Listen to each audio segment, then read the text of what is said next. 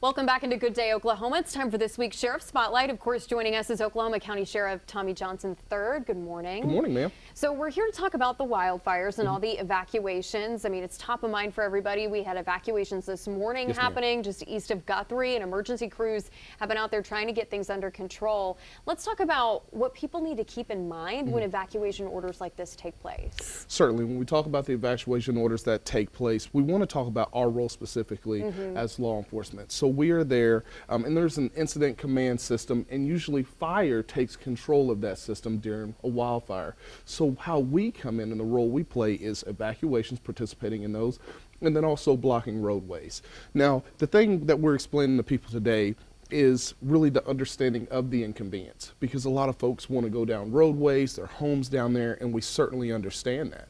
But when we tell them, hey, you got to hold up, I don't think they understand why. And on the side of the road, when they're fighting fires and stuff like that, when they're trying to keep people safe, I don't know that there's necessarily the time to explain so that they can understand it. Right. So now's the time to do that. I mean, ma'am. Evacuation orders are happening all over. You never know when it's going to happen in your neighborhood. You were talking about the zero visibility being a huge factor in why you block off these roadways. Yes.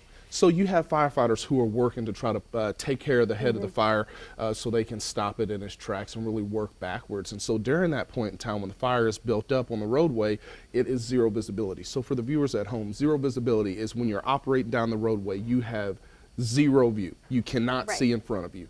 And that becomes dangerous. So for our firefighters who are in the roadway, who are actively fighting these fires, if you're driving down, you can potentially run over and then, hurt them or kill them. So that's why we really block these roadways off, to protect them so that they are able to fight the fire. Yeah, so just really practicing that understanding. And I mean, if a road's blocked, you don't need to be going down it anyway, right? Because you don't want to get near the fire either. No, but you got to understand what people are going through. My home's there.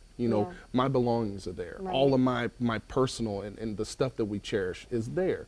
And you understand that. But to save that, we have to allow our firefighters to work, and so we will inconvenience you. Now, you can talk to law enforcement that's on scene. They're extremely accommodating. Obviously, got to take care of firemen first, but when the area is ready and available to let people in, we certainly provide escort once we can. And also talking about your role, you helped evacuate several homes as well. What does that look like for you guys? So it's really going door to door, knocking, evacuating, and then also tagging the homes that we've been to. So as we're coordinating with other agencies, working down a roadway, they know who we've spoken to, they know the homes that we've evacuated, and it becomes so important because whether you're dealing with elderly people who can't hear, whether you're dealing with, animals, young kiddos, you want to get these people out because we can see the head of the fire and where it's leading. And it really, unless you've seen it, it jumps streets, it jumps homes. And with these winds, it catches fire and just gets fully involved so quickly that we try to get people out in order to save lives. I mean, it's incredible. I've lived here my whole life, and I don't know that I've ever seen anything like this. I feel like it's almost unprecedented what we've been seeing. So are you guys, handling it? The training, have you guys got it? Like, are you ready to go? Okay. Yes, we are ready to go, and we're grateful for our fire partners. Yeah. The role is really to be there, support them, and obviously support the community.